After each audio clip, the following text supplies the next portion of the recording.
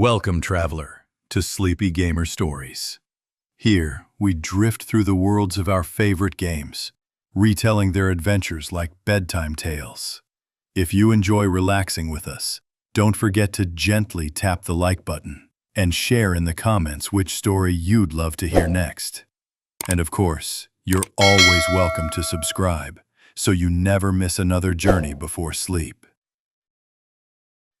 The creak of wooden wheels echoed through the mountain pass as a cold wind whispered between the pines.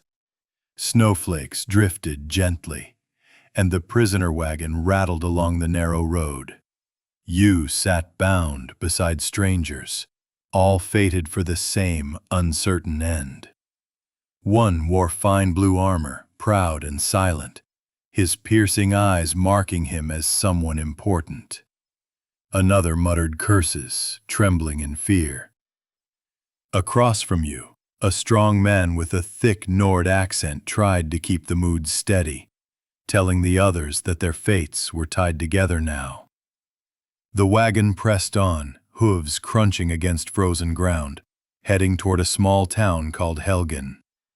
The sun broke through the clouds, pale and distant as the cart entered the settlement. Villagers peeked out from their doors, whispering about the prisoners. Soldiers herded you down, binding tighter ropes around your wrists, and one by one names were called. The man in blue armor was revealed to be Ulfric Stormcloak, the leader of a rebellion tearing Skyrim in two. His mouth was gagged, yet you could sense the storm of defiance burning in his chest. The soldiers said his voice alone was a weapon too dangerous to let loose. The air in Helgen was heavy with dread, the chopping block waiting in the square, the headsman sharpening his axe. But before fate could play its cruel hand, the ground trembled. A deep roar, ancient and thunderous, tore through the air. Black wings shadowed the sky as a great dragon, a creature thought to be long gone from the world, descended upon the town. Its scales shimmered like obsidian fire, and its eyes glowed with a hunger that pierced the soul. Villagers screamed, soldiers scattered, and flames rained down from the heavens. Amid the chaos, chains were cut loose. You had a choice: to follow the Stormcloak soldier Ralof into the burning tower, or the Imperial Captain Hadvar through the collapsing streets. Both shouted for you to come quickly, their voices nearly drowned by the roar of the dragon above. Walls cracked and fire swept through the timber houses as Alduin, the World Eater, unleashed his fury on Helgen. Inside the tower, the heat pressed in, smoke stung your lungs, and stone crumbled underfoot. With every step, the choice weighed heavier.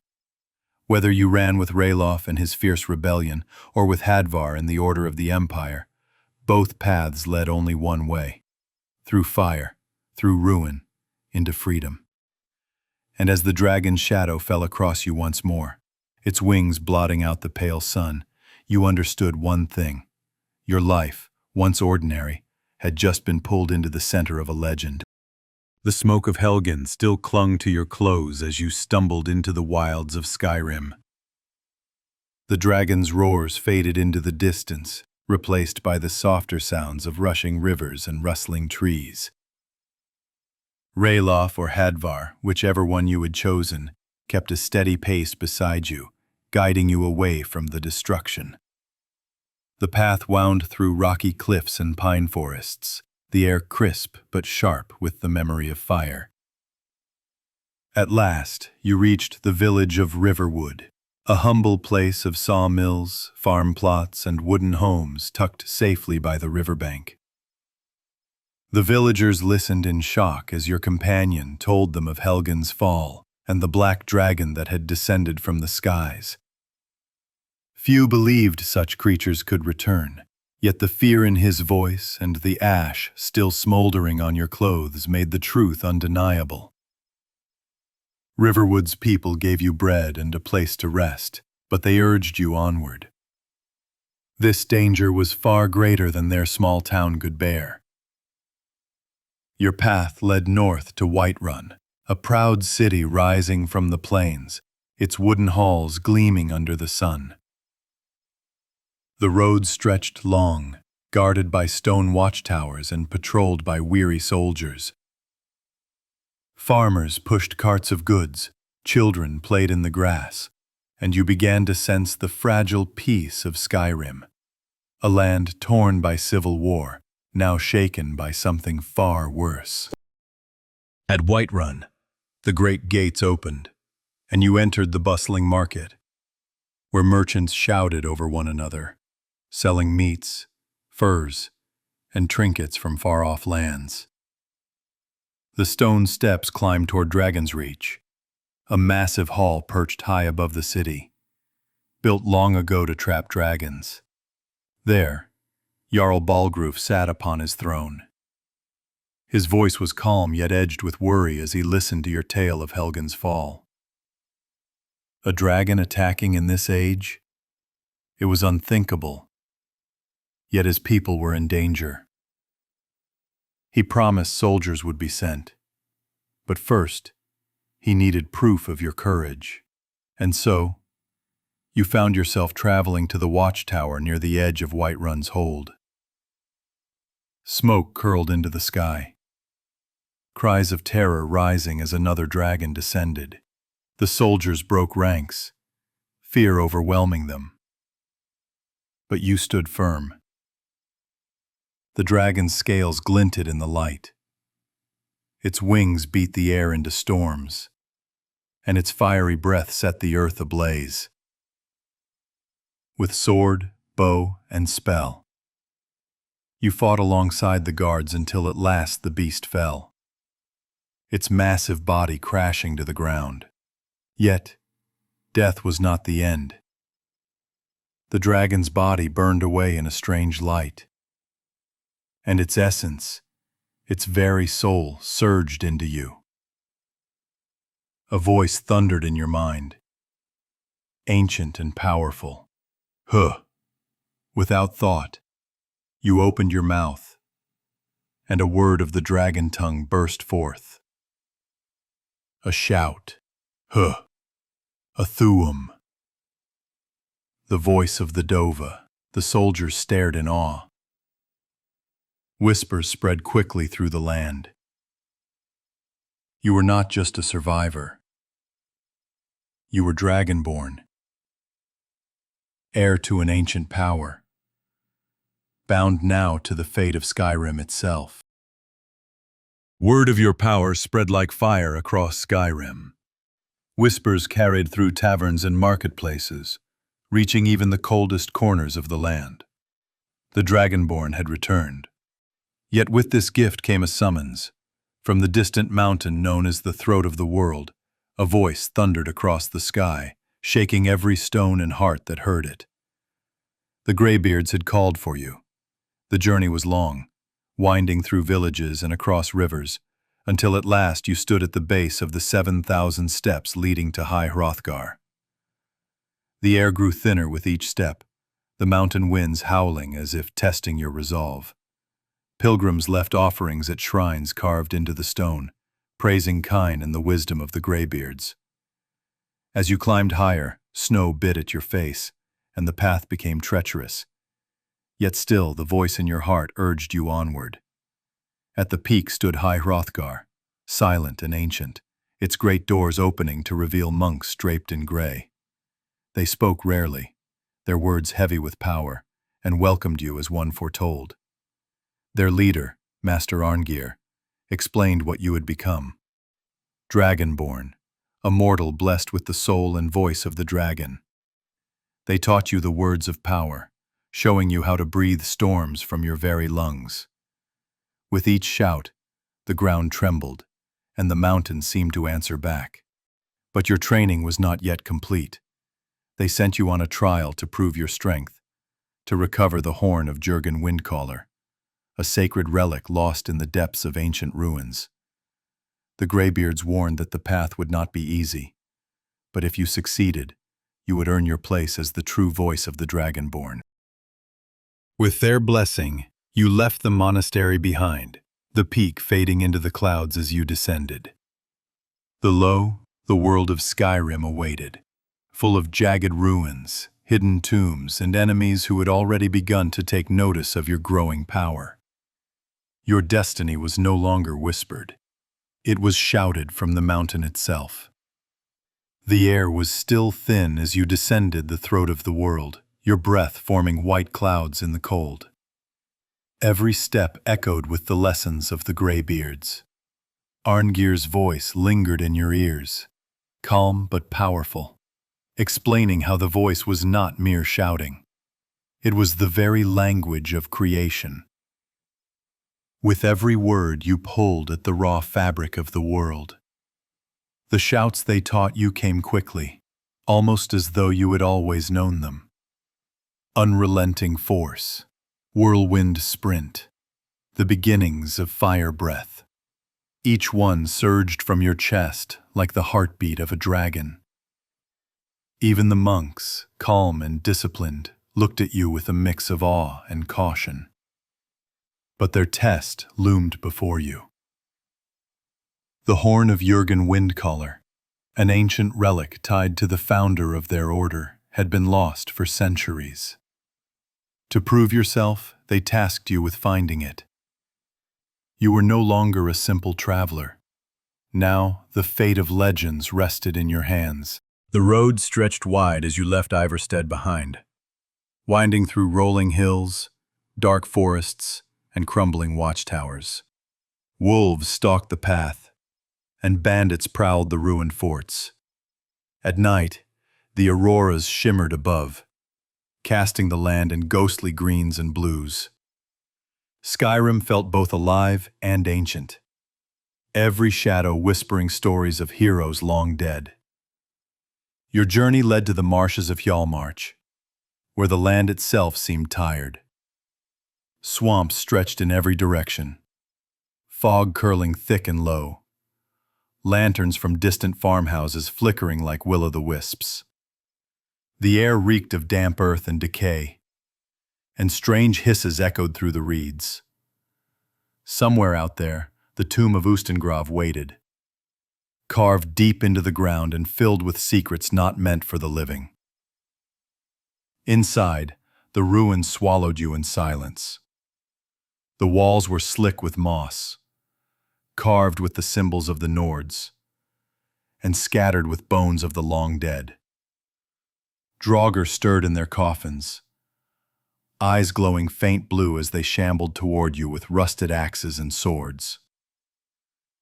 Their voices hissed in the tongue of dragons, long forgotten by men. You fought your way through chambers of crumbling stone bridges, collapsing ceilings, and traps left by those who had once worshipped the voice. The deeper you ventured, the louder the whispers grew. Faint words etched in dragon script shimmered on the walls, each one tugging at your soul. At the heart of the tomb, a great chamber opened, with waterfalls crashing down from above, the sound mingling with the hum of ancient power. There, you expected to find the horn of Jurgen Windcaller. But when you reached the altar, only a note lay waiting, left by an unseen hand. It read simply, "Meet me in Riverwood." Confusion gripped you.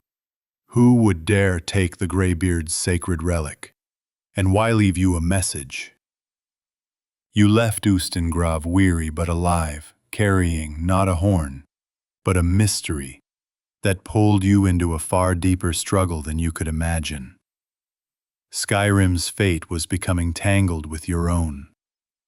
The marshes clung to you as you left Ustengrav behind, the stolen horn heavy on your mind. Snow dusted the pines as you trudged back through the wilds toward Riverwood, that small village where your story first began. The sawmill's wheel turned steadily in the river. Children darted between houses, and for a moment it felt as though the chaos of Helgen had never happened. Yet something darker lingered beneath the surface. The note's instructions guided you to the Sleeping Giant Inn, a quiet place where travelers passed without notice.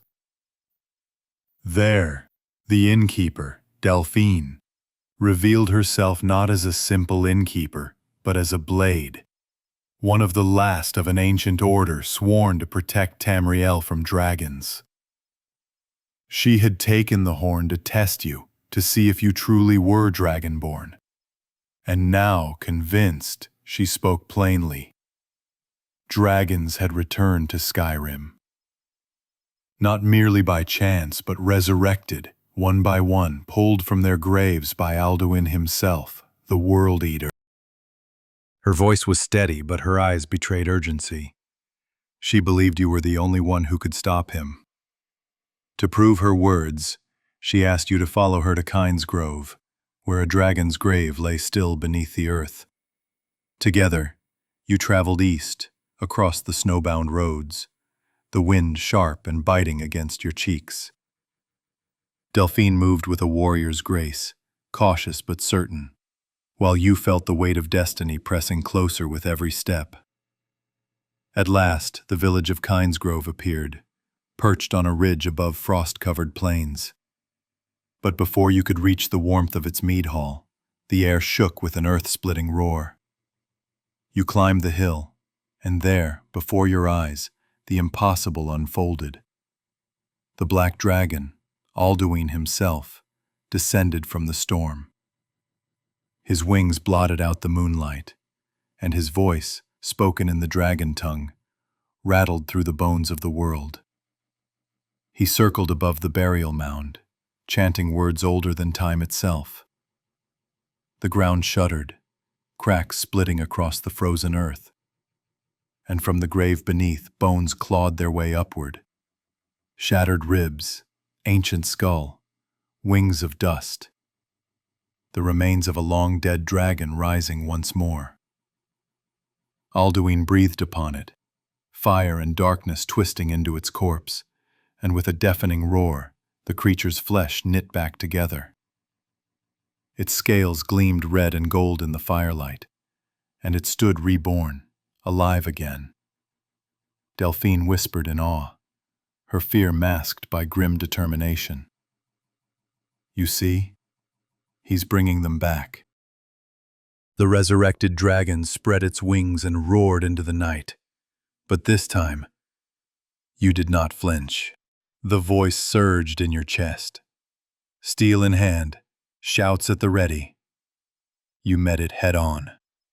Fire clashed with frost, claw with blade, and as the villagers cowered below, you fought with the fury of one touched by destiny.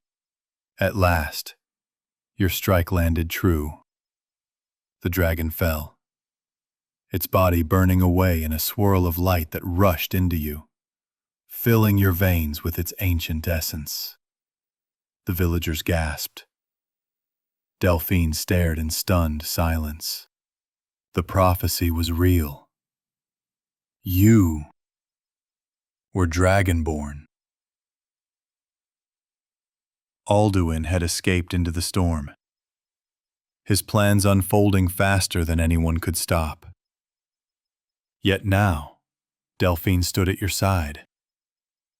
No longer doubtful, no longer testing you. She had chosen to reveal the truth. The blades would aid you, but the battle ahead would be unlike any Skyrim had ever seen.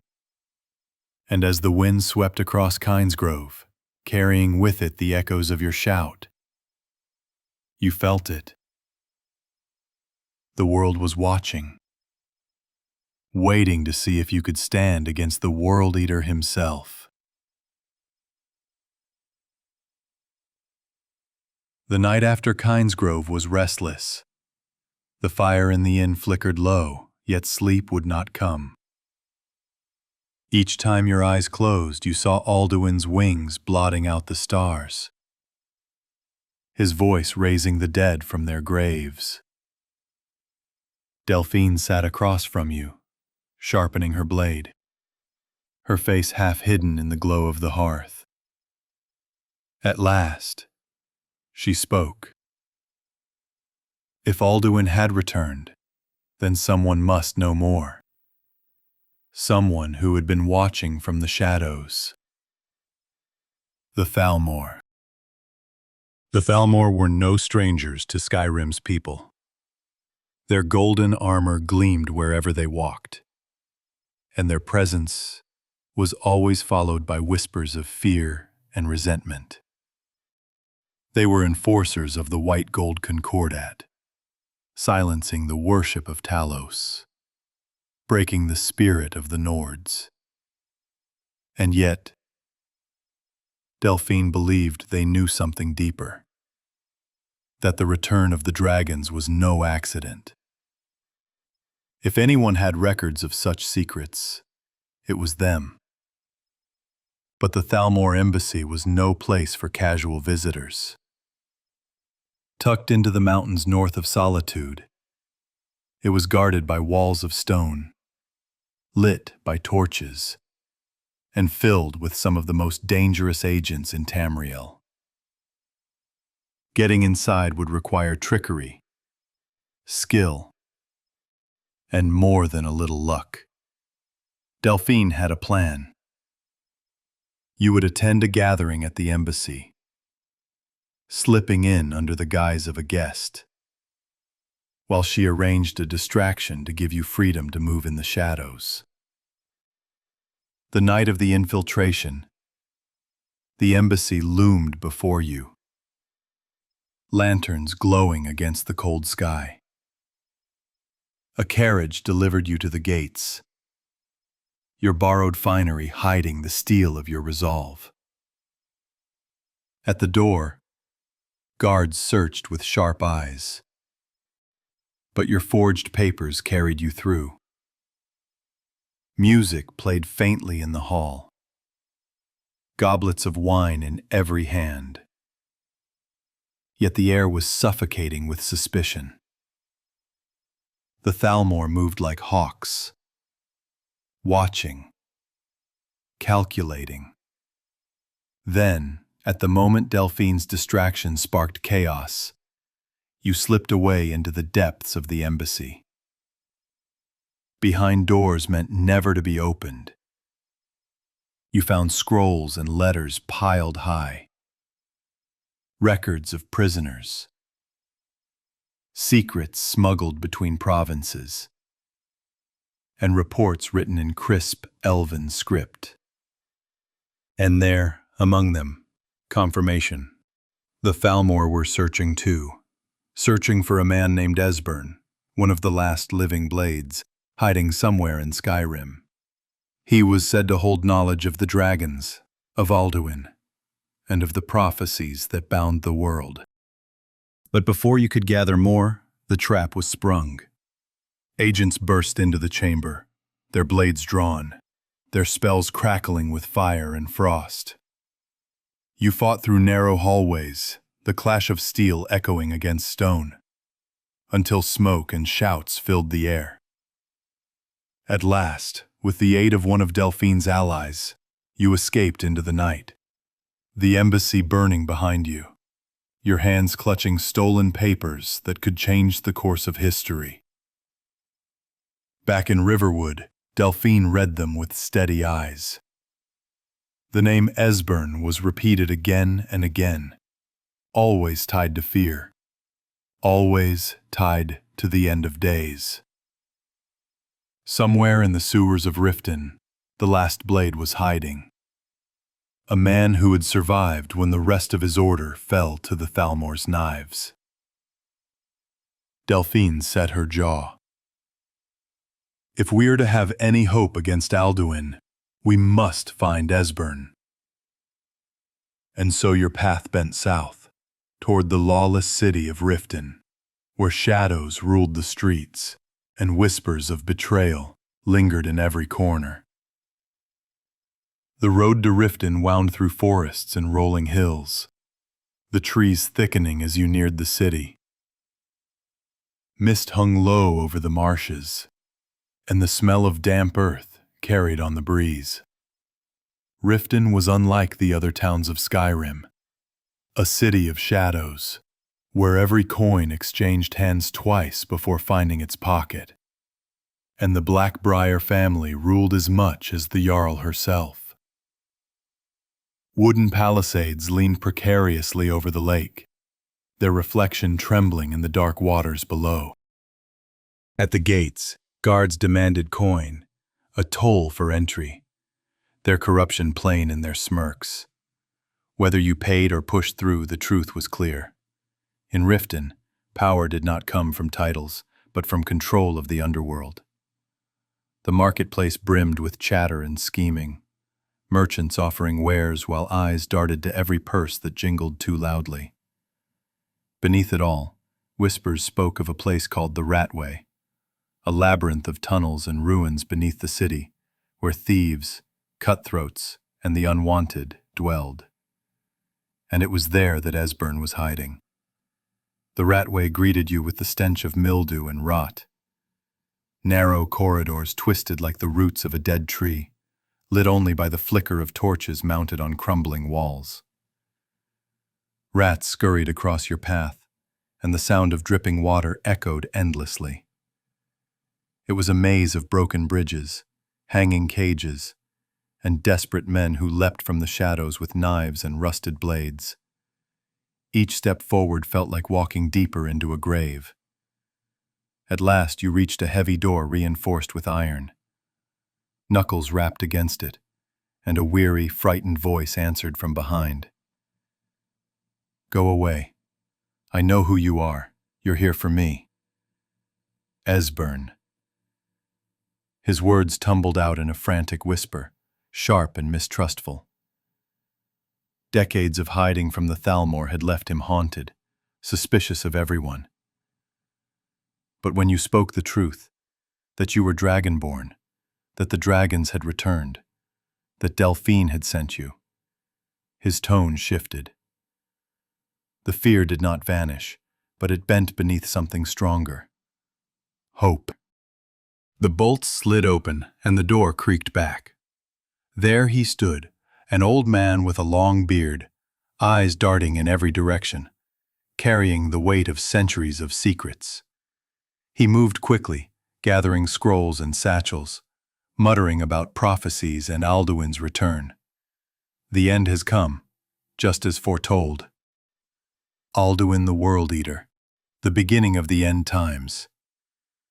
But there was no time for calm discussion. The Thalmor had followed. Armored agents stormed the Ratway, blades gleaming, spells igniting the damp air. You fought alongside Esbern, his age forgotten as he conjured fire and wards with trembling hands.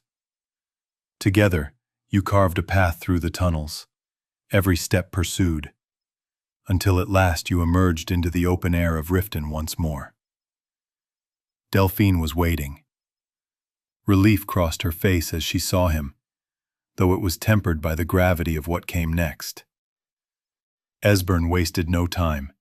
He spoke of Alduin's Wall, an ancient carving hidden deep within the mountains, a relic from a forgotten age that told of how the Dragonborn could defeat the World Eater. "We must go to Skyhaven Temple," he said, his voice firm despite his years. "There, the old blades left us the key." The three of you stood together. The last remnants of a fallen order. The last hope against a rising doom. And as the clouds swirled high above, you knew Alduin's shadow had only begun to darken Skyrim.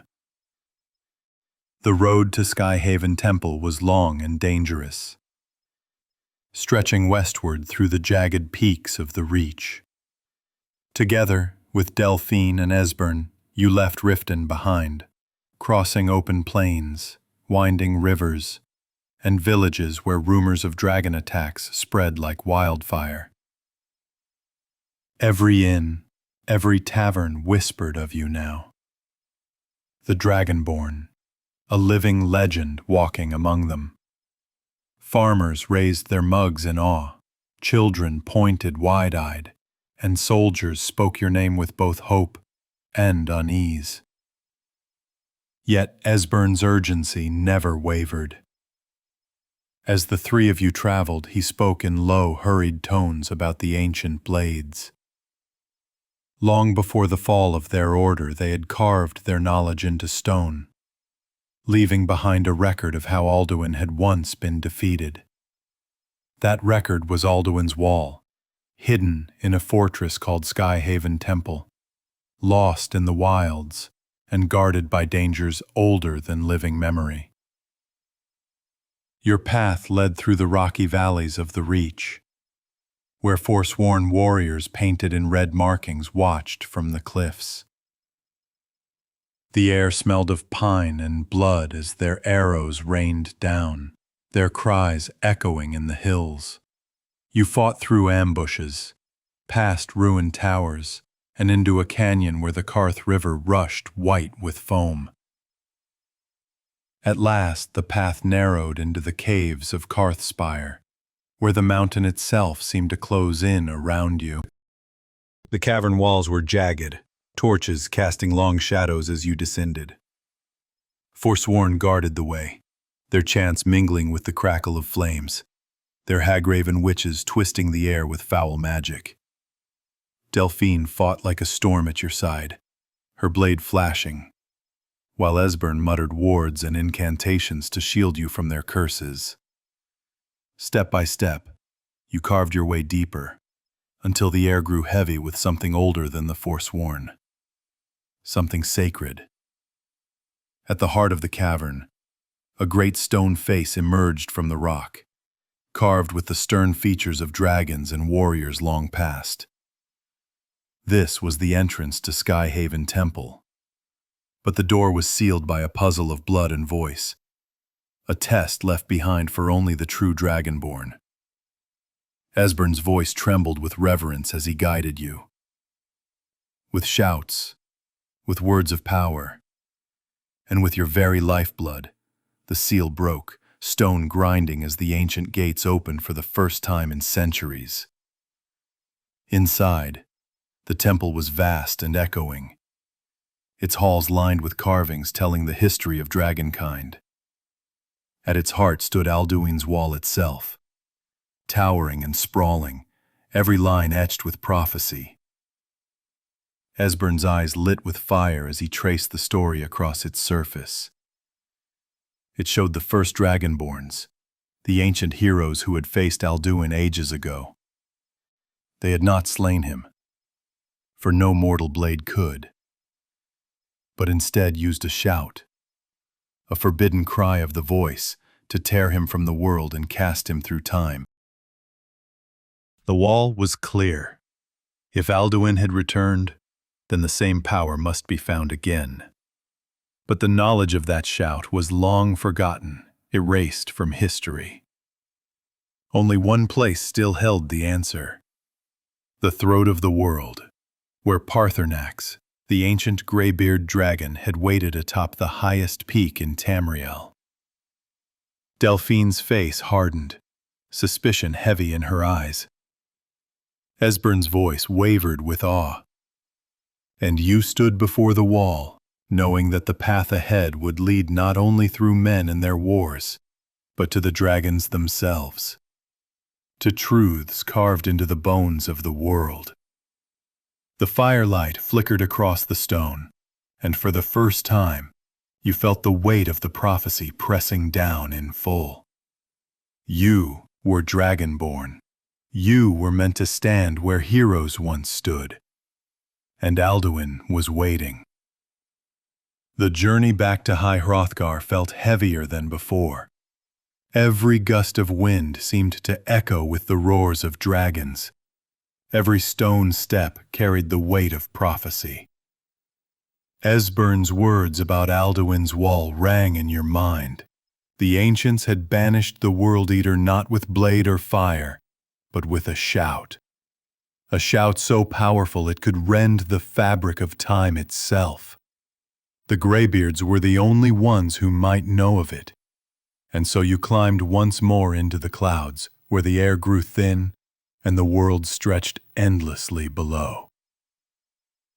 Inside High Hrothgar, Arngir listened, his expression calm but shadowed by doubt. When you spoke of Alduin's return, his face tightened, though he betrayed little emotion.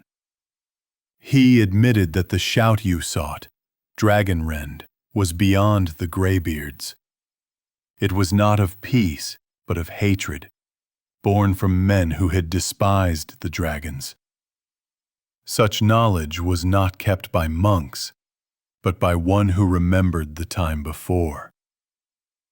His words lowered like a stone in still water. You must speak to Paarthurnax. The name itself felt ancient. Paarthurnax was not a man, nor monk, but a dragon, elder and wise, perched at the very peak of the throat of the world.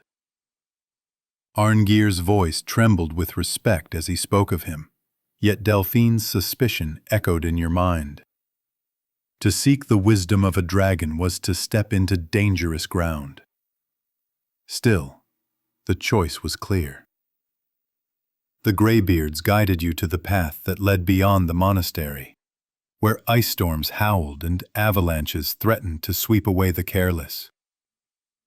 With each step, the climb grew steeper, the air biting like knives, until the very world seemed to fall away beneath you. And then, at the summit, he came.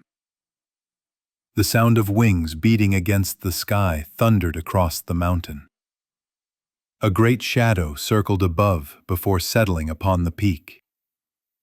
Scales glinted in the thin sunlight, silver and scarlet, worn with age yet radiating power.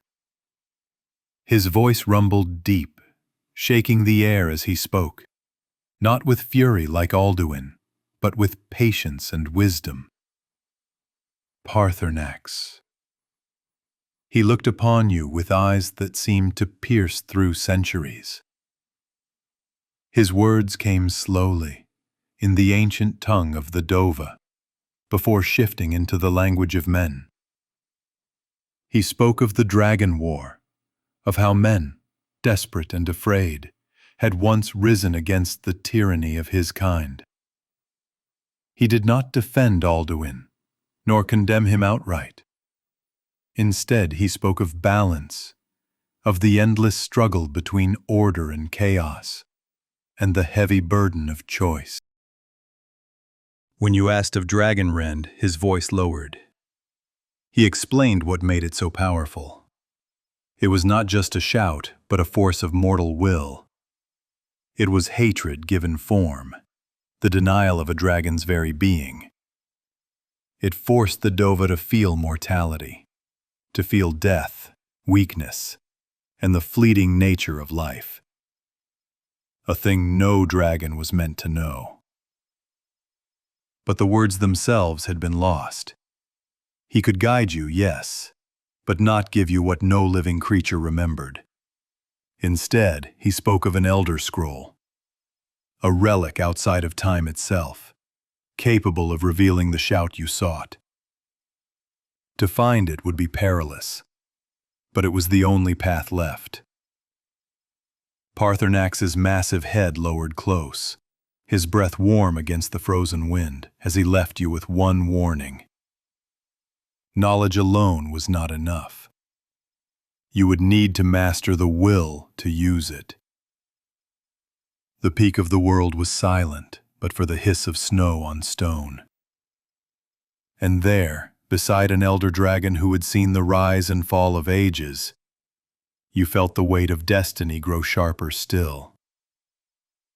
The cold wind howled around the throat of the world as Paarthurnax's words lingered in your ears.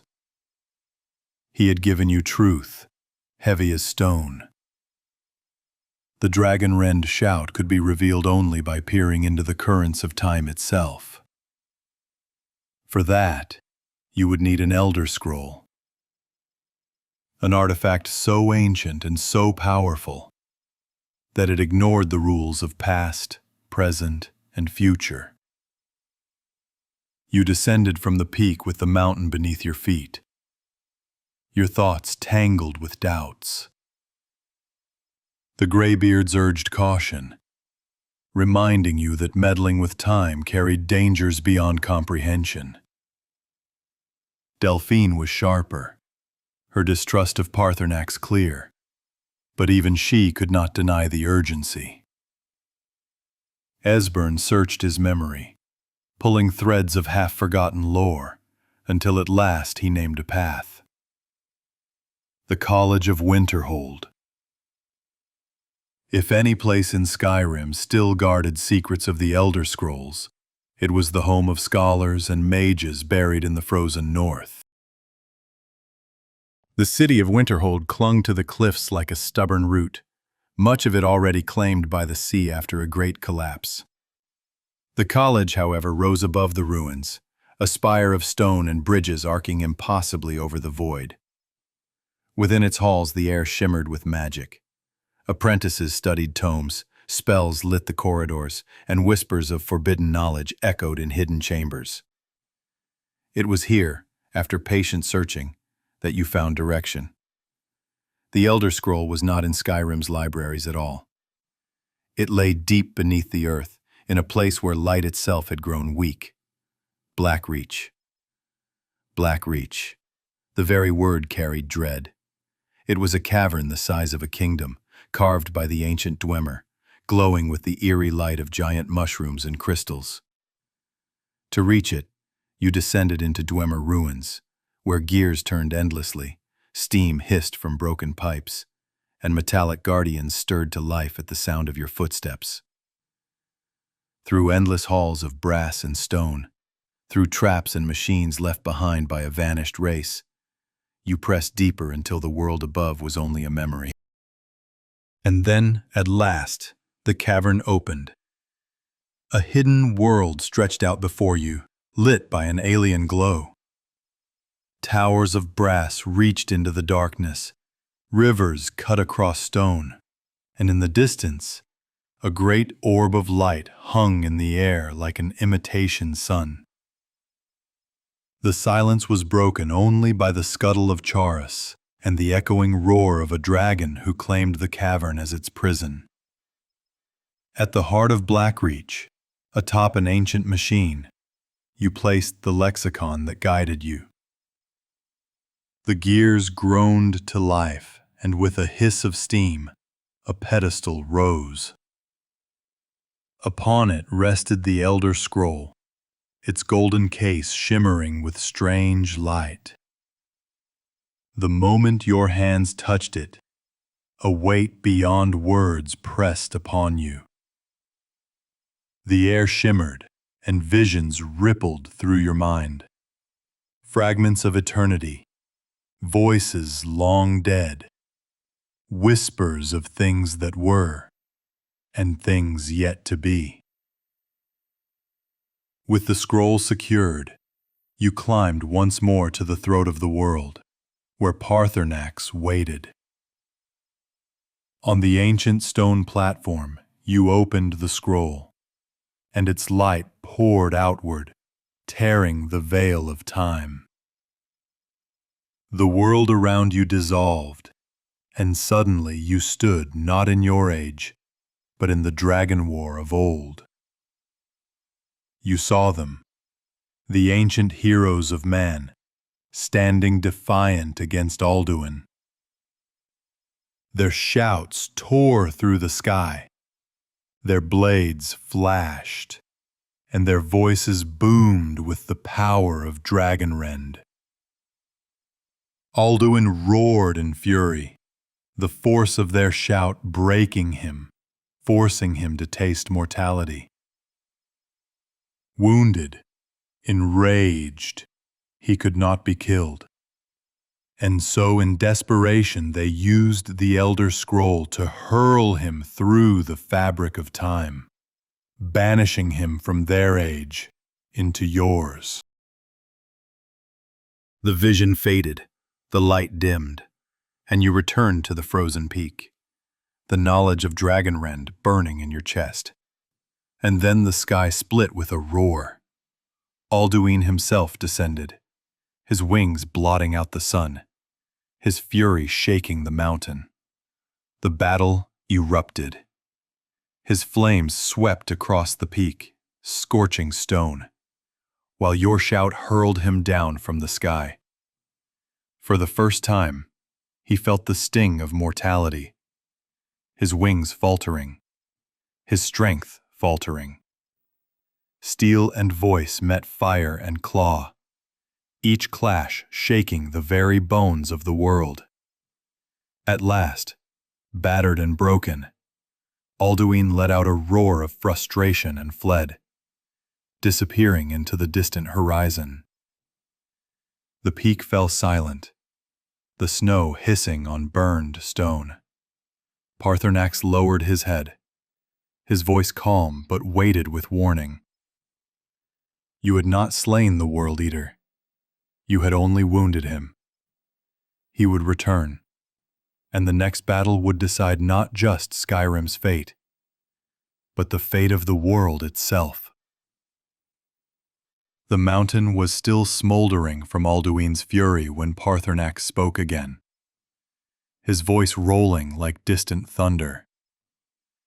Alduin had not been destroyed, only driven off, wounded and furious. He would retreat, recover, and strike again. If there was any chance of stopping him for good, he would need to be brought down to the ground, forced into battle where escape was impossible. And for that, you would need Dragon's Reach. Dragon's Reach, the Jarl's great hall in Whiterun, had been built for one purpose in the Age of Heroes: to trap a dragon. Its design, its massive wooden beams and towering roof were not for war or feasts, but as a snare for a creature of fire and wing. Yet, to convince Jarl Balgruuf to use it once more was no simple matter. Skyrim was still in the grip of civil war, torn between the Stormcloaks and the Empire. No dragon could be caught while the land itself was fractured. Thus, the Greybeards called for a council, a peace council, the likes of which had not been seen for generations. Their voices thundered across Skyrim once again, summoning leaders and generals, jarls and kings, to High Hrothgar's solemn hall. For a brief and uneasy moment, the war paused, not out of trust, but out of necessity. You stood at the center of it all as the council began. Ulfric Stormcloak sat proudly, defiant even in truce, his voice sharp as he demanded recognition of his rebellion. General Tullius, stern and cold, refused to bend, his words edged with steel as he defended the Empire's claim. Around them sat other jarls, their tempers flaring, their loyalties shifting, and each argument seemed ready to shatter the fragile peace before it could take hold. But again and again, all eyes turned to you. You, the Dragonborn, the one who had faced Alduin and lived. Your words carried more weight than crowns or titles. With care, you balanced the scales, soothing anger where it flared, pushing for compromise when it threatened to fail. At last, grudging agreements were made. Skyrim's borders shifted, concessions traded, but the fighting quieted, if only for now. With the truce sealed, Jarl Balgruuf agreed. Dragon's Reach would be prepared. The great hall that had once held banquets and trials was transformed into a trap of ancient design. Heavy chains were rigged across its beams, doors reinforced, guards ready with bows and spells. All that was needed now was a dragon willing to be lured into its jaws. The plan was as daring as it was dangerous. To shout a dragon's name, calling it across the skies, and bind it with the very power of your voice. Few believed it possible. Yet, when the time came, your shout echoed across the plains, carrying the name that bound one of Alduin's lieutenants, Odahviing. The sky darkened, the wind shifted, and a roar shook the heavens. Odahviing descended in a rush of wings, his scales glowing like embers, his voice mocking as he circled above. But he was drawn, compelled by the ancient power of your shout, unable to resist. He swooped low, his fire scorching the walls of Whiterun, until at last he landed in Dragon's Reach. With a crash of chains and a shout of command, the trap closed.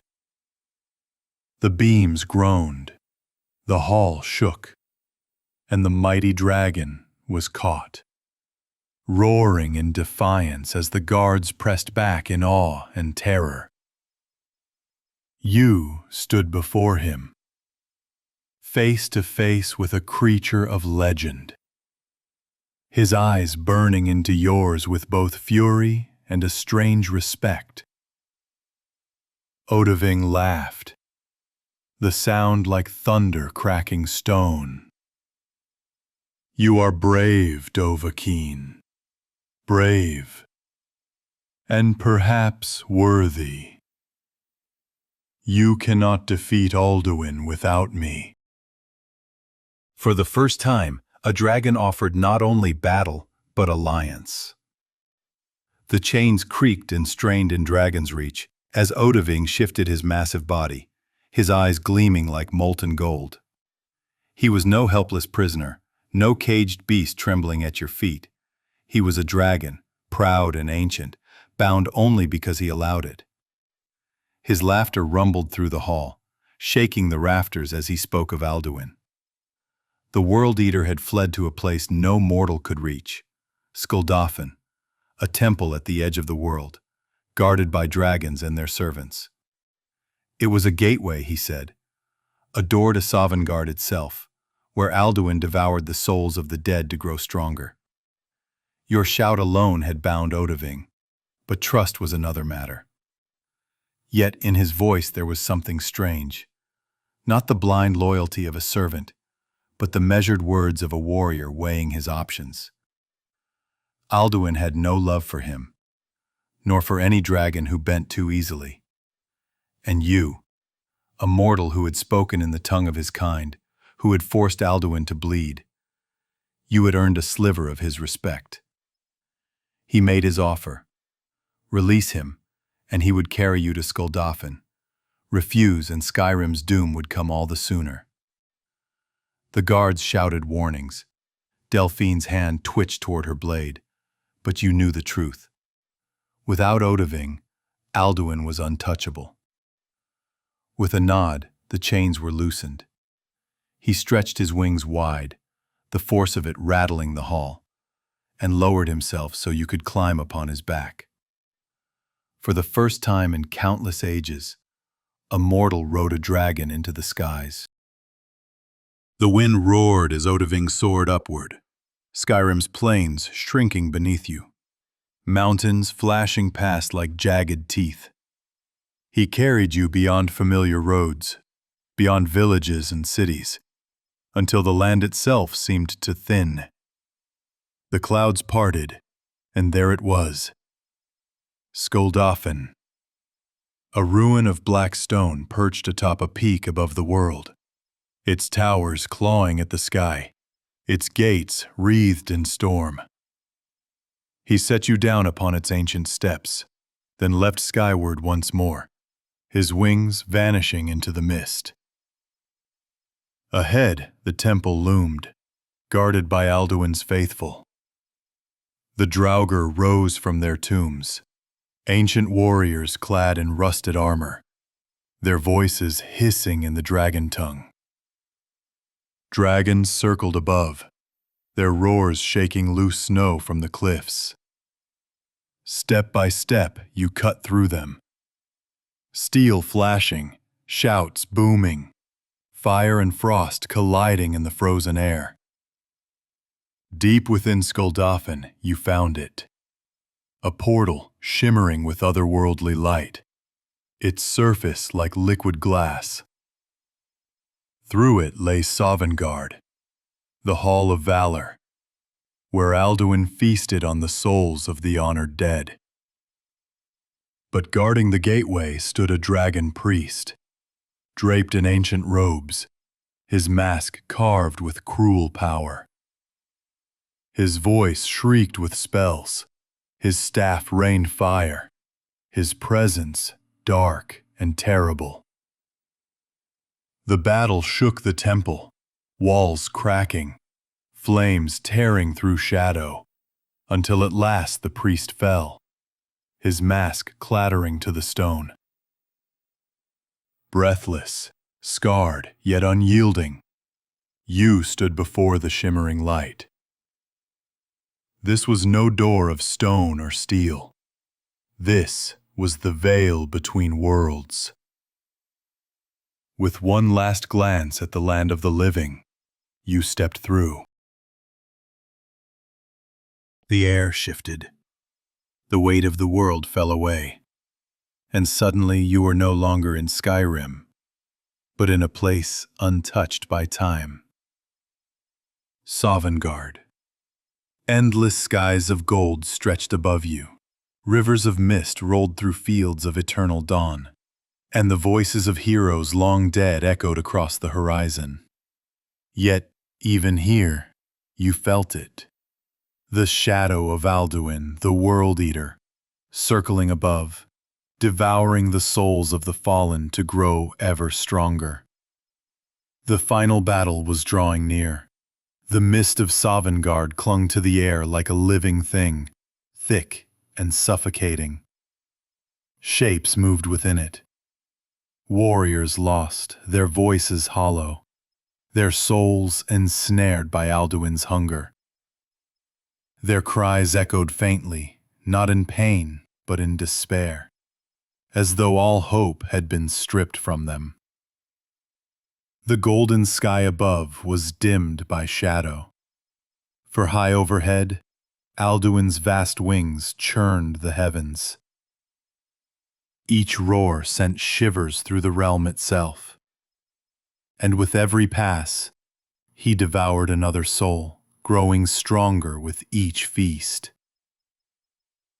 You pressed onward, the mists curling around your legs, until, at last, a voice called out.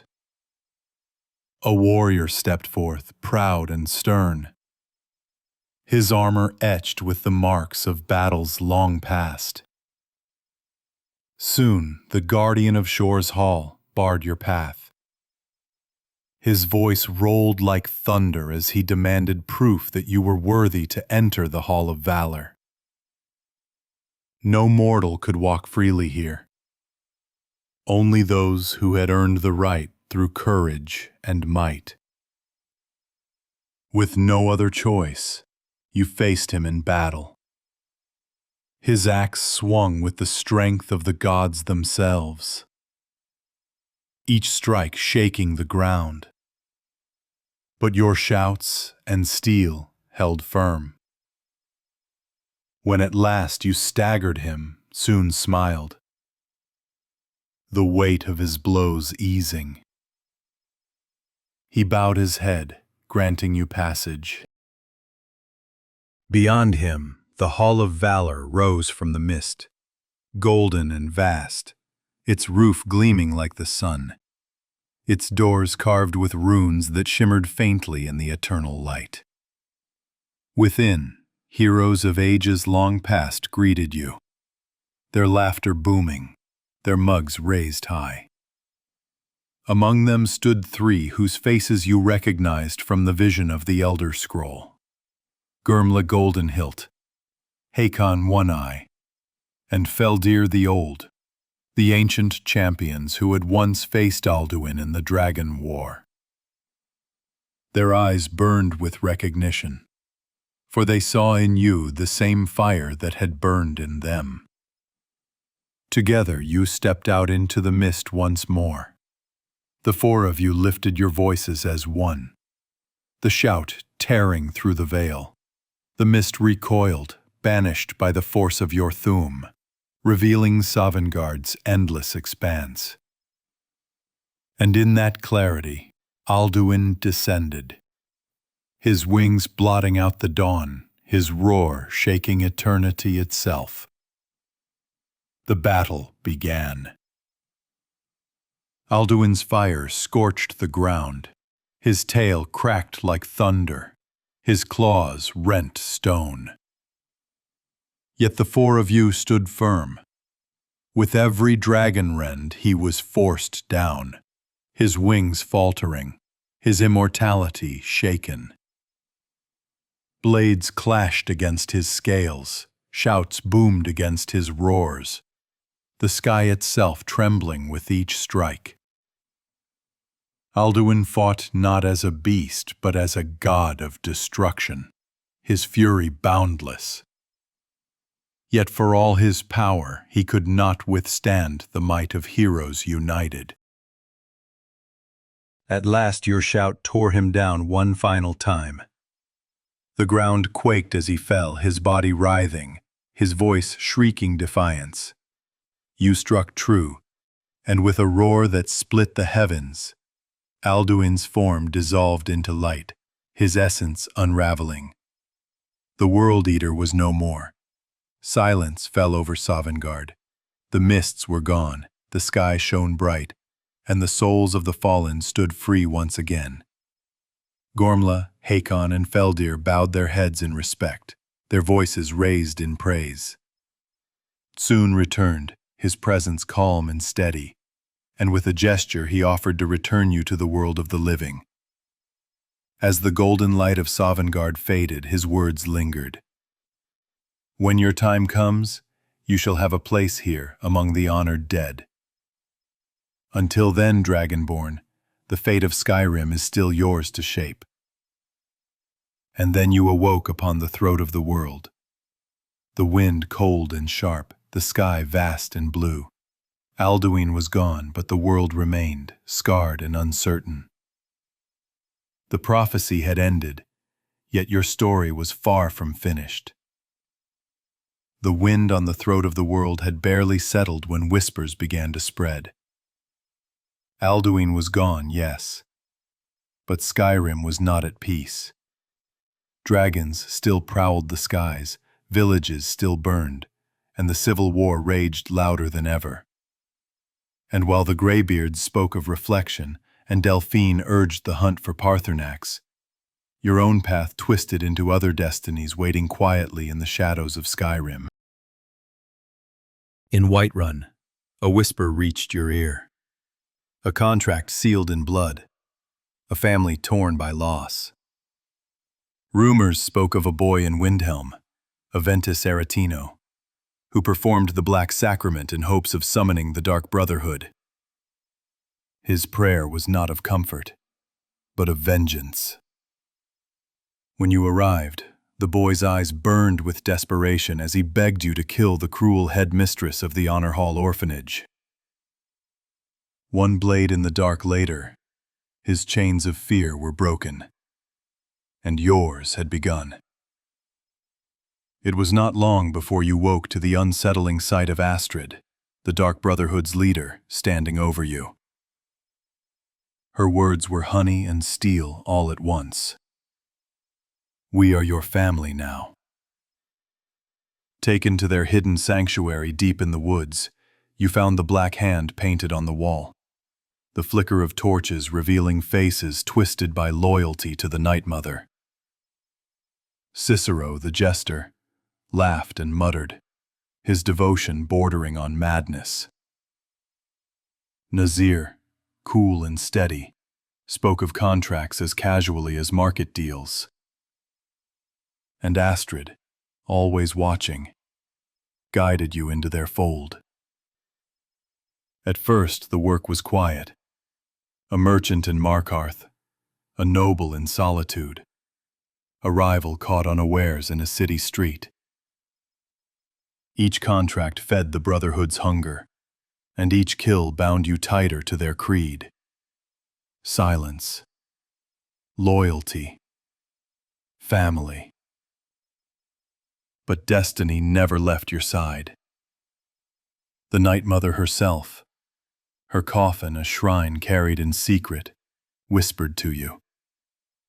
Her words cut through your mind like blades of ice, choosing you, not Astrid, as listener, her true voice in this age. Jealousy cracked Astrid's calm. The family splintered as loyalties shifted, Cicero's cackling faith clashing with Astrid's pride. Yet, even in chaos, the Dark Brotherhood's most daring contract rose: the assassination of the Emperor of Tamriel himself. A deed so impossible it would echo across every throne and kingdom. You infiltrated feasts, tricked nobles with poisoned wine, and slipped unseen into guarded halls, your blade always finding the place where armor did not. But betrayal is as constant as the moon. Astrid, her pride shattered, her authority slipping, sold the family to the Penitus Oculatus, the Emperor's guard. The sanctuary burned, brothers and sisters slaughtered, the Black Hand smeared with blood. Amid the ruin, Astrid lay dying, her skin seared, her voice broken. With her last breath, she begged forgiveness, asking you to finish what she had started, to kill the Emperor. And so you did. Upon a ship rocking gently in Solitude's harbor, you found him. Not defiant, but calm, his voice steady as he accepted his fate. He spoke of the cycle of blood, how one death would not stop the tides of empire, how power always finds new hands. Yet he welcomed the end, bowing his head as your blade struck. The Emperor of Tamriel, undone by the hand of the Dragonborn. From the shadows of Skyrim's mountains, the Dark Brotherhood endured. Fewer, weaker, but alive, with you as listener guiding their fate. Whispers of the Night Mother echoed in your ears, her voice cold and eternal, as you realized that even with Alduin slain, your destiny was still written in the ink of blood. Riften's air was thick with smoke from the meadery and the stench of damp wood from the canals. Whispers followed you through the marketplace, the kind that never reached the ears of the guards but always circled back to gold. If the Dark Brotherhood thrived in shadows, then the Thieves Guild ruled the gutters. Once they had been powerful, feared across Skyrim, their influence stretching into every coin purse. But now they were a shadow of themselves, scraping coin while their rivals, the Blackbriar family, kept them on a leash. In the Ratway, past the same twisting tunnels where you had found Esbern, you descended deeper, torchlight flickering across moldy walls until you reached the Ragged Flagon. Here the guild lingered, drinking away their failures, their pride dulled by years of decline. Brynjolf, a clever-eyed Nord with a silver tongue, pulled you into their world with a smile that promised both wealth and trouble. With him came the offer: prove yourself, and the guild could rise again. Jobs came quickly. Shakedown shopkeepers too proud to pay their dues, break into warehouses, turn rivals against each other. Yet, beneath it all, a greater rot was festering. Gold was flowing into the guild, but vanishing just as quickly. Rumors pointed to Mercer Frey, their leader, whose charm hid eyes cold as steel. As you climbed higher in the guild, the truth cut through like a blade. Mercer was no leader. He was a traitor, a thief of thieves, who had betrayed their patron goddess Nocturnal, and stolen from the very heart of the guild. The pursuit took you across Skyrim, into Dwemer ruins filled with spinning gears and mechanical guardians, through frozen caverns where Mercer's lies unraveled. Each step revealed more of his treachery. He had murdered Gallus, the guildmaster before him, and twisted the guild into his own pocket empire. Carlia, Gallus's true ally, emerged from hiding to guide you, her voice heavy with sorrow but sharp with resolve. Together, you pursued Mercer to the farthest depths of Urkthand, a colossal ruin buried in the mountains. There, amid chambers of brass and stone, Mercer clawed greedily at the eyes of the Falmer, gemstones glittering with unnatural light. But Nocturnal's shadow had not forgotten him. As water roared and stone cracked, the cavern collapsed around him, his body crushed beneath the ruin he had sought to plunder. The guild's greatest traitor died buried by his own greed. Back in Riften, beneath the sanctuary of the Twilight Sepulchre, you took the oath Mercer had broken. You became a nightingale, sworn to Nocturnal, guardian of shadows. With Carlia and Brynjolf at your side, the pact was renewed. The chill of Nocturnal's presence wrapped around you, her voice both cold and comforting as she marked you as her own. The guild's fortunes began to rise again, gold flowing like rivers into the flagon, whispers of fear returning to Skyrim's streets. The Thieves Guild was reborn, its shadow stretching once more across the province. And at its heart stood you, not just Dragonborn, not just listener, but nightingale, chosen by a Daedric lady to keep her balance in the world of shadows.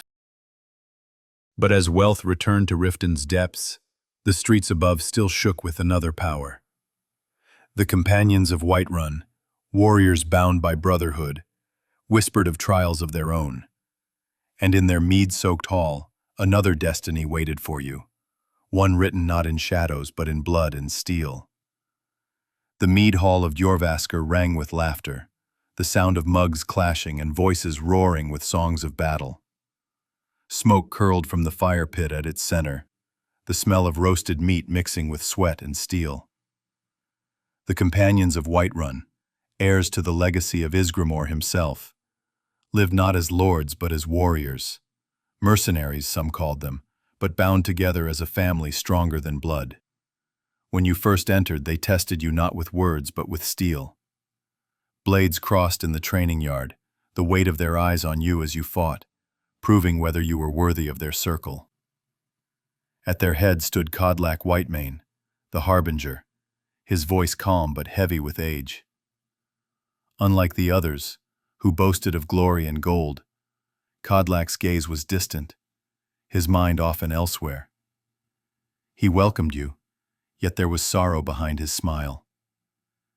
As you rose within their ranks, taking contracts across Skyrim, clearing bandit camps, slaying beasts, defending villagers, the truth of the companions began to reveal itself. They carried a secret older than Whiterun's walls. Deep beneath the mead hall, in the hidden chambers of the Underforge, they shared the blood of beasts. To stand among the inner circle was to drink from that cursed chalice, to take the gift and the curse of the werewolf. With one hand they wielded honor, with the other claws, their souls bound to Hircine, the Daedric lord of the hunt. The first time you felt the change, the world twisted. Your heart thundered like a drum, your vision sharpened, every sound tearing at your mind. You howled into the night, your body no longer bound by man's limits, your hunger fierce and wild. The companions called it strength, but Codlac called it a prison. In the quiet of his quarters, Codlac confided his wish. He longed for Sovngarde, to join Isgrimor and the honored dead. Yet, as long as his soul bore the beast, he would be claimed by Hircine, dragged into the eternal hunt. His dream was not of battle, but of redemption. To cleanse himself and his companions of the curse. Before that dream could be fulfilled, tragedy struck. The Silver Hand, a band of hunters sworn to wipe out the werewolves, stormed Hrothgar. They killed without mercy, and Kodlak fell beneath their blades. His body burned upon the pyre as the companions raised their voices in mourning, their sorrow twisting quickly into fury. With vengeance burning, you led them into the heart of the Silver Hand's lair, cutting through every foe until their cruelty was ended. But vengeance alone could not soothe Kodlak's soul. To honor him, you traveled far. To Isgrimor's tomb on the northern coast, where the sea crashed endlessly against the rocks. In the shadow of Skyrim's oldest hero, you fought not just men, but the very wolf spirit that bound Kodlak. Together with your shield brothers and shield sisters, you struck it down. And when the dust settled, Kodlak's voice spoke one final time, free at last. He thanked you, calling you harbinger of the companions, his mantle now resting on your shoulders. The firelight of Hrothgar burned warm when you returned, but it felt different. The songs were louder, the mugs raised higher, yet the weight of legacy pressed heavier on your chest. You were no longer just a warrior among them. You carried the honor of Isgrimor himself, bound to lead this family of steel and spirit. But as steel cooled in Whiterun, another path waited in the north. Whispers drifted from Winterhold, of a crumbling college, of mages wrestling with powers they barely controlled. And there, the glow of the Eye of Magnus beckoned, promising knowledge and peril. The northern winds howled as you approached Winterhold, a city half swallowed by the sea. Much of it had collapsed years ago in the Great Collapse, when the ground itself had given way, dragging homes and families into the icy waters below. The ruins still clung to the cliffs, broken timbers jutting like bones.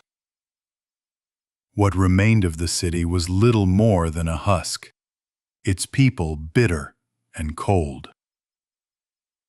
But above the destruction, connected by a stone bridge that stretched over the void, the College of Winterhold still stood. Proud, mysterious, and distrusted by the common folk who blamed it for the city's ruin.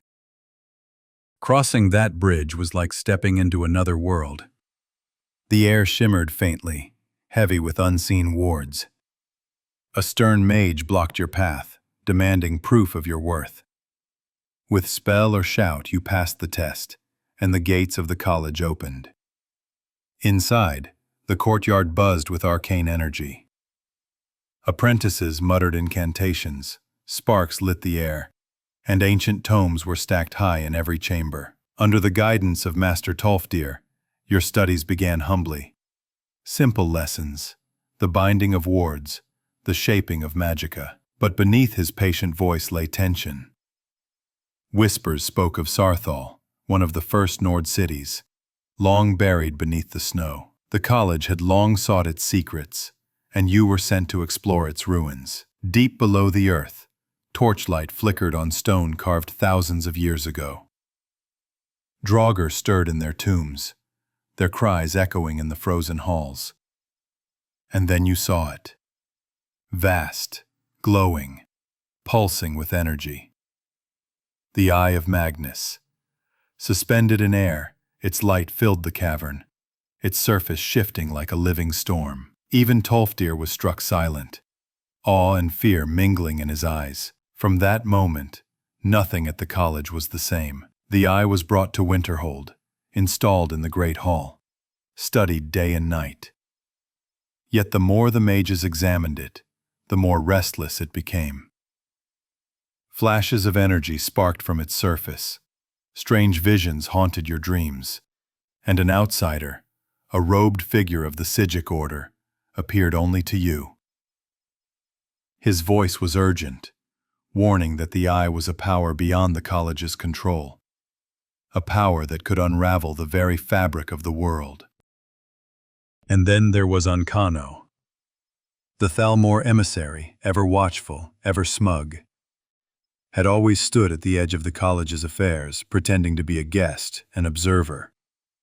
But as the eye's power grew, so too did his presence, his whispers sowing discord, his gaze hungry.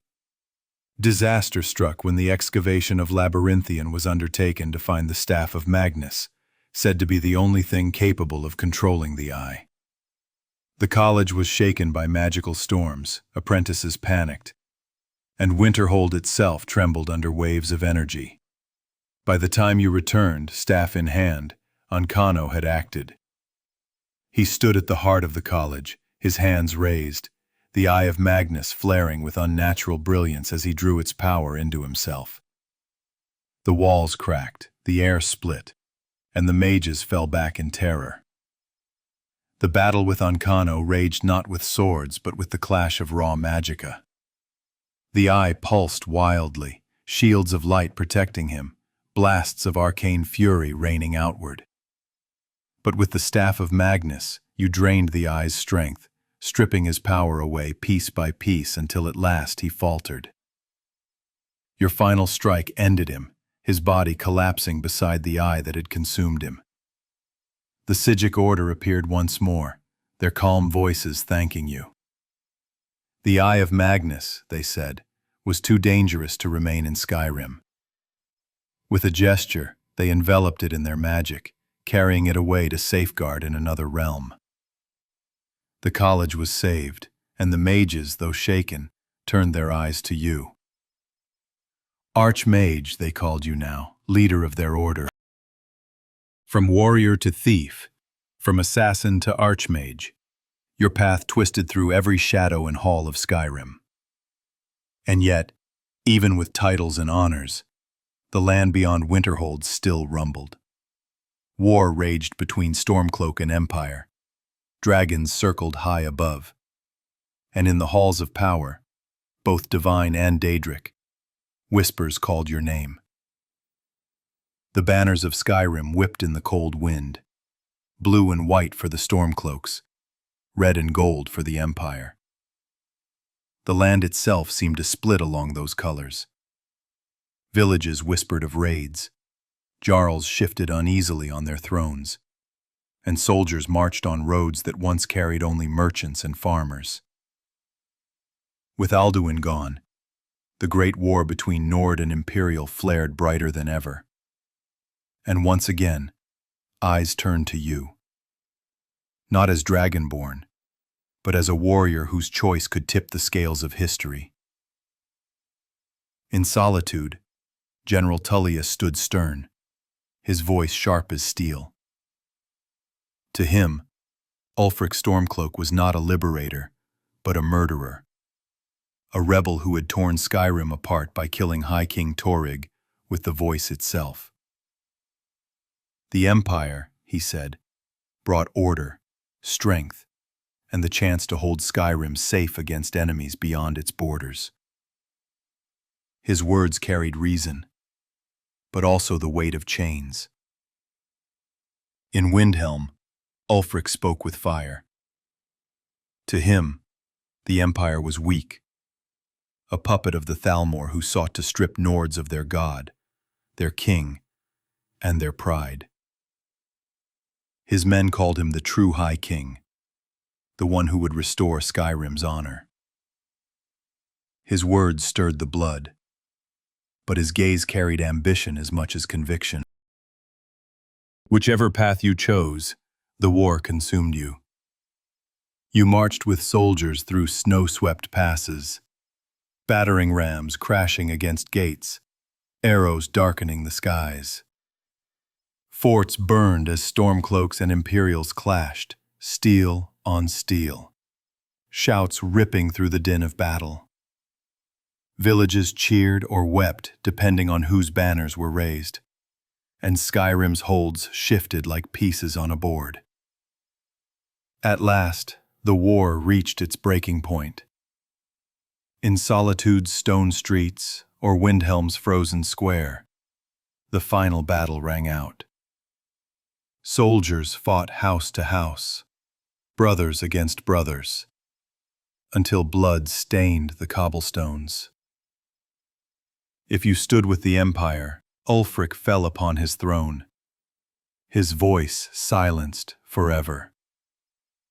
General Tullius raised the banner of the Empire high, declaring Skyrim once more united under its rule. Yet whispers remained. Of resentment, of rebellion not truly ended, of freedom crushed beneath order. If you chose the Stormcloaks, the red dragon banner of the Empire was torn down, Solitude echoing with the shouts of victory. Ulfric raised his sword high, calling himself High King of Skyrim, the land free once more. Yet the Thalmor watched from the shadows, smiling. For every step that weakened the Empire made them stronger. When the war ended, cheers rose and fires burned bright, but the air carried unease. For Skyrim was not healed. Families were broken, loyalties shattered, and the land scarred. Whether bound under the Empire or standing alone, the future was fragile. And as the horns of victory faded, the whispers of the Daedric princes began to stir, their voices slipping through dreams, tempting with promises of power, madness, and fate. For Skyrim's destiny was never only in the hands of kings and jarls, but in the shadows where gods of another kind played their games. The war left Skyrim scarred, its cities smoking, its people weary. Yet in the silence after battle, new voices began to whisper. Not of kings or jarls, but of gods who walked in shadow. The Daedric princes, rulers of realms beyond Nirn, stirred restlessly, their eyes upon you. Mortal or Dragonborn, it mattered little to them. What mattered was your will, and how easily it might be bent. In the shrine of Azura, high atop a snowy mountain, her followers spoke with reverence. They told of Azura's star, a soul gem unlike any other, able to capture the essence of life itself. You descended into caverns filled with fallen wizards, fighting your way to the corrupted star. When at last you touched it, your vision twisted. You were pulled inside, standing within a realm of endless crystal. Daedra swarmed, their claws scraping against the shining walls, until you shattered them and purified the gem. The star pulsed in your hand, glowing with Azura's blessing, a relic from the dawn of time. Far away, in the crumbling ruins of Markarth, another voice called, darker, crueler. The house of horrors reeked of blood and rot, and there, bound in chains, a priest of Boethia trembled. The voice of Molag Bal filled the chamber, cold and merciless, demanding you break the priest's spirit before crushing his life. The mace he offered in return was heavy with screams, each swing a reminder of the prince's hunger for domination. Madness, too, had its throne in Skyrim. A door within Solitude led you to a dinner with a madman, Sheogorath, the Daedric prince of madness, lounging in his mismatched finery. With a grin and a flick of his cane, he commanded you to cleanse Pelagius's mind. In a dream world of shifting colors and impossible landscapes, You battled nightmares, calmed tempers, and played the game of a god who delighted in nonsense. At the end, Sheogorath laughed and placed the Wabbajack in your hand, a staff that turned enemies into chickens, mud crabs, or worse, depending on its mood.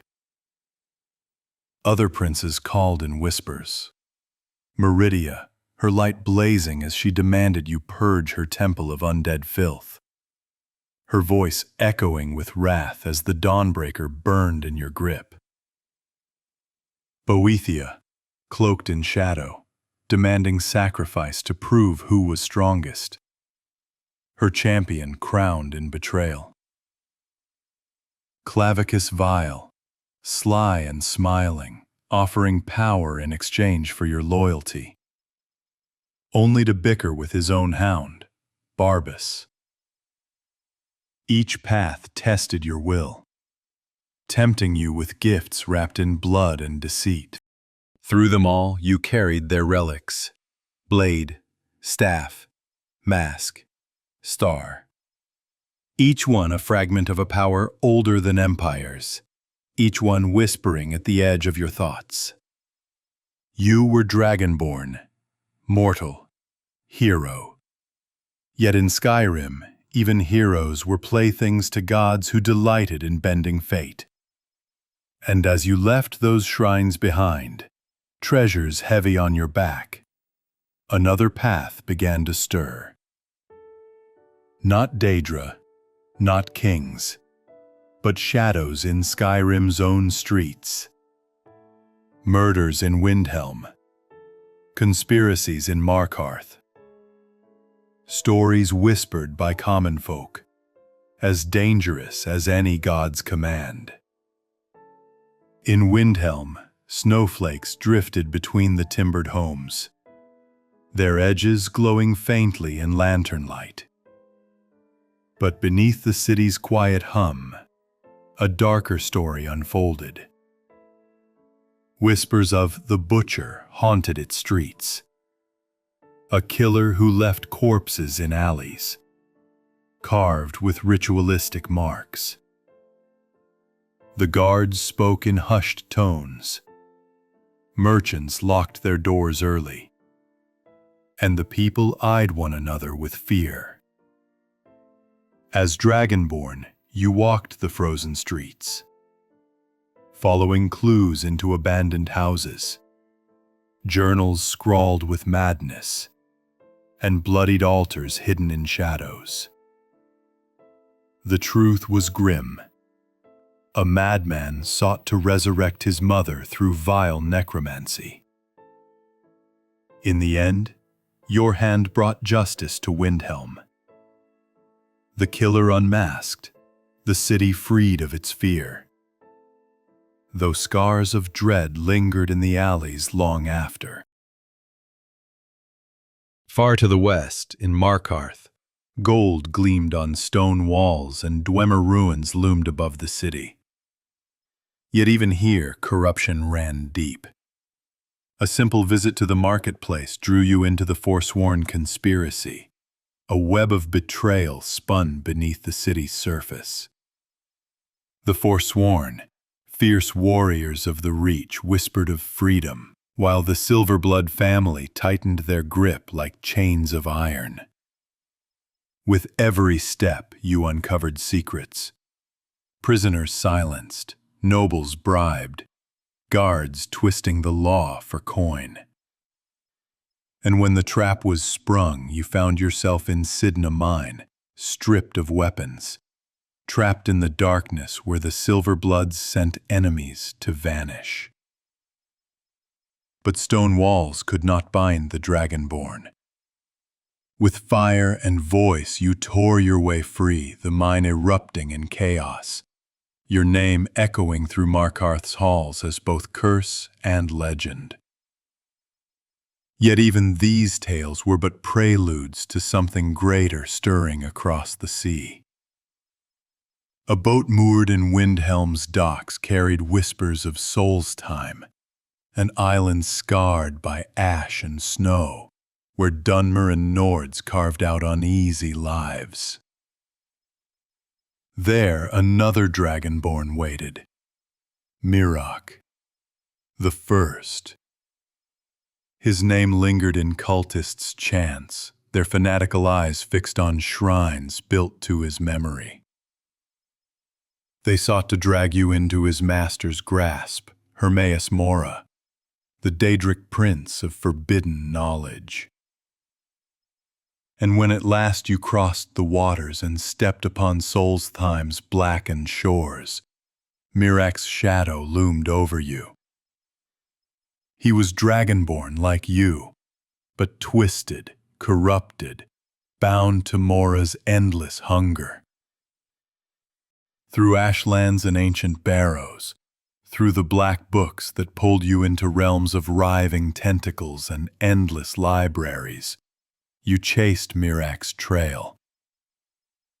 His voice taunted you in dreams, his power clashed against yours. And in Apocrypha, beneath the gaze of Mora's many eyes, the two of you met. Dragonborn against Dragonborn, voice against voice. Until, at last, Mirok fell, devoured by the very god who had given him strength. His screams echoed as his soul was claimed, and you stood alone, the last true Dragonborn, Mora's curiosity heavy on your shoulders. But Skyrim's trials were not done. Dawn broke with another war, not of men but of monsters. The Dawnguard called for you, their fortress rising against the horizon, their banners raised to hunt the vampires who sought to plunge Skyrim into eternal night. Lord Harkon, dark and regal, sought to blot out the sun itself, wielding the power of the Elder Scrolls to claim dominion. By his side was Serana, his daughter, torn between blood and loyalty, who became your steadfast companion. Through crypts filled with death, castles echoing with ancient hunger, and journeys into forgotten realms, you faced the night's true masters. In the end, whether you stood with the Dawnguard to preserve the light, or embraced the darkness of the vampire's gift, the battle with Harkon shattered his ambition. The sun rose once more, and Skyrim breathed in its light. Dragons defeated, kings dethroned, shadows answered, guilds reborn. Gods and Daedra tested your will, and still you endured. But even with all foes slain, all crowns claimed, the story of the Dragonborn was not one of endings. For Skyrim was a living land, scarred and beautiful, where every cave held secrets, every ruin whispered of the past, and every dawn promised another choice. The fires of Skyrim's wars and battles dimmed, leaving embers that glowed quietly in the hearths of its people. The dragons no longer swept across the skies in endless fury. Alduin, the World Eater, was gone, his roar silenced forever. Mirok had fallen in his own ambition, swallowed by the god he served. Harkon's hunger for eternal night had been broken, his castle a hollow monument to shadows. And through it all, you had walked, a prisoner once forgotten, now remembered in every corner of the land as Dragonborn. The roads you traveled were countless. In Whiterun, children whispered of the hero who shouted dragons from the sky. In Riften, thieves raised mugs in your honor, their guild reborn in wealth and shadow. In Solitude and Windhelm, the songs of bards carried your name whether as liberator or conqueror, depending on which banner you chose. In Windhelm's frozen alleys, the butcher's fear was gone. In Markarth, whispers of conspiracy lingered, but no one dared doubt the Dragonborn's power. And in the mead hall of Jorvaskr, where once you were tested with steel, your seat now rested beside Isgrimor's legacy. Even in the silence of Winterhold, where the sea gnawed endlessly at the cliffs. Your name echoed in the college. The Eye of Magnus was gone, the halls safe, and apprentices studied beneath the shadow of your leadership. And in the quiet groves where the Dark Brotherhood rebuilt, the Night Mother still whispered, her listener guiding them through blood and silence. Skyrim itself remained untamed. The wolves still howled in the night. Snow still swallowed the mountain passes. Bandits still lit their campfires in ruined forts. And travelers still risked the open road. But the great shadow that had once hung over the land had lifted. The World Eater would not return. And you, Dragonborn, stood in the midst of it all. Not as emperor, not as king, not even as God, but as something far older, a bridge between men and dragons, a mortal who carried eternity in their lungs. Some nights, in the stillness of the throat of the world, Parthurnax's voice would rumble softly, his words drifting like the wind. He spoke of balance, of choice, of how every ending is only a pause before another beginning. And down below, in the inns of Skyrim, songs carried on long into the night, telling of your deeds.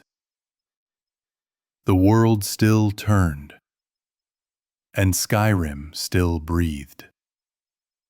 A land of mountains, mead, and mystery. And though your steps might one day fade into legend, tonight they linger as a tale told softly, like a lullaby of snow and fire. And so the story rests, not with the clash of swords, but with the calm of a world saved, if only for a time.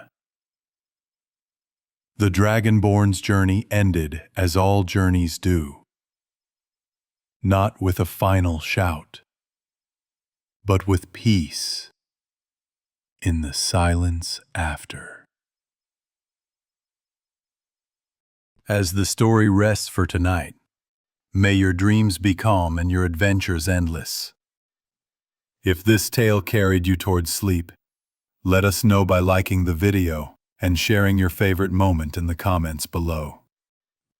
And if you'd like more journeys through the worlds we love, don't forget to subscribe to Sleepy Gamer Stories. Until next time, rest well and good night.